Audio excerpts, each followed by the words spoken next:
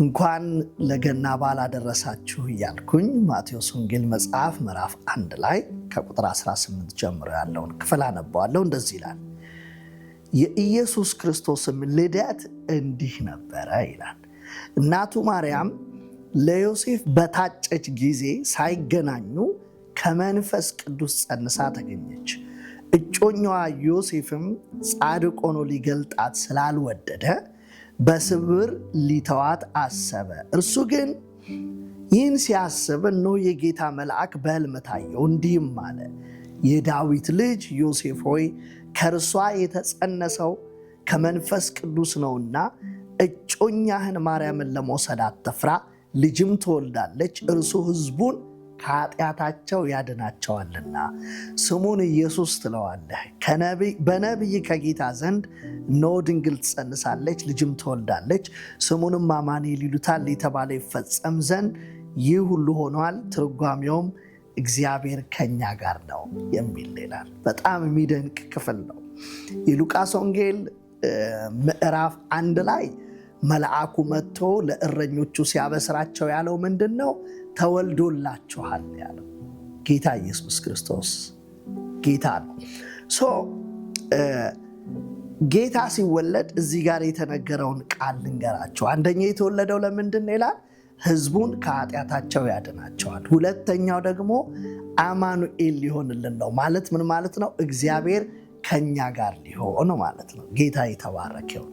ስለዚህ ጌታ ኢየሱስ ክርስቶስ የዛሬ 2000 ዓመት ሲወለድ የመጣው ከኃጢአታችን ሊያድነን ነው። አንደኛው ከኃጢአታችን ሊያድነን ነው። ማንን ሊያድን የመጣው ካላችሁ አንደኛ ጢሞቴዎስ ምዕራፍ 1 ቁጥር 15 ላይ ኃጢአተኞችን ሊያድን ክርስቶስ ኢየሱስ ወደ ዓለም መጣ የሚለው ቃል የታመነና ሁሉ እንዲቀበሉት የተገባ ነው ስለሚል ኃጢአተኞችን ሁሉ ሊያድን የመጣው። ኃጢአተኛ ማን ነው ስትሉ መጽሐፍ ቅዱስ ሁሉም ኃጢአትን ሰርተዋል፣ የእግዚአብሔርን ክብር ጎድሏቸዋል ይላል። ሁላችንንም ሊያድነን የመጣው ደግሞ ያው እሱ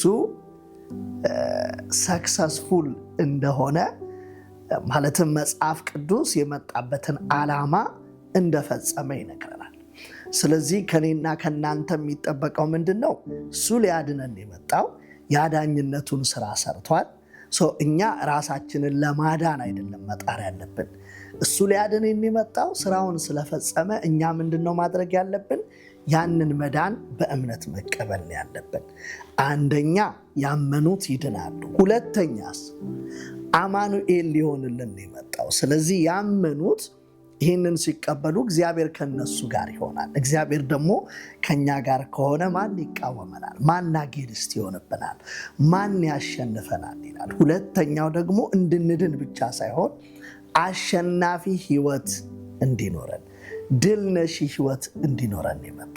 ስለዚህ ጌታ ኢየሱስ ክርስቶስ መወለዱን ዛሬ ስታስቡ፣ የገናን በዓል ስታስቡ ጌታ ሊያድናችሁ እንደመጣ፣ አሸናፊ ሊያደርጋችሁ እንደመጣ አስባችሁ እያመሰገናችሁት አክብሩ። ይህንን ጌታ ደግሞ ያልተቀበላችሁት ሊያድናችሁ እንደመጣ፣ ከኃጢአታችን ሊያድነን እንደመጣ አምናችሁ እንድትቀበሉት በጌታ ፍቅር አሳስባችኋለሁ። ምክንያቱም የሉቃስ ወንጌል ደግሞ ምዕራፍ 1 ላይ እንዲሁ ስለ ጌታ ኢየሱስ ክርስቶስ ልደት ሲናገር ምንድን ነው የሚለው? ክብር ለእግዚአብሔር ይሁን። የሉቃስ ወንጌል ምዕራፍ 2 ቁጥር 8 ደግሞ እንደዚህ ይለናል።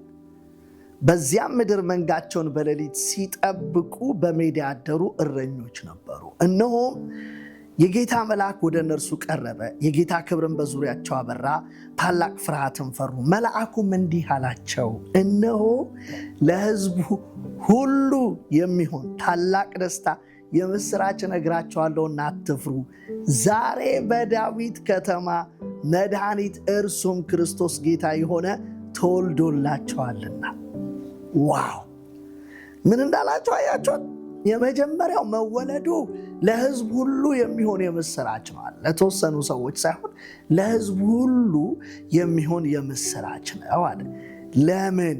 ምክንያቱም ዛሬ በዳዊት ከተማ መድኃኒት፣ ተመልከቱ፣ እርሱም ጌታ የሆነ ተወልዶላቸዋልና። መድኃኒትን የተወለደልን፣ አዳኝን የተወለደልን። ማለት ተወልዶላችኋል፣ ለእናንተ ነው የተወለደው የሚል ንግግርን የሚል የምስራችን ነው የሚነግራቸው። እሱም የምስራች እነግራቸዋለሁ ነው ያላቸው። ግን ይሄ የምስራች ለተወሰኑ ሰዎች ብቻ ሳይሆን ለሁሉም ሰው የሚሆን የምስራች ነው ይላል እና የዛሬ 2000 ዓመት ጌታ ሲወለድ ለሁላችንም ደስታ የምስራች የሆነ መድኃኒት ነው የተወለደልን። ይህንን መድኃኒት ለሚያምነው ሁሉ ለተቀበለው ሁሉ የእውነት መድኃኒት ይሆንለታል። ከሁሉ ነገር ያድነዋል። ከዘላለም ፍርድ ያድነዋል። ከኃጢአት ያድነዋል። ከየትኛውም በኃጢአት ምክንያት ከመጡ ነገሮች ሁሉ ያድነዋል።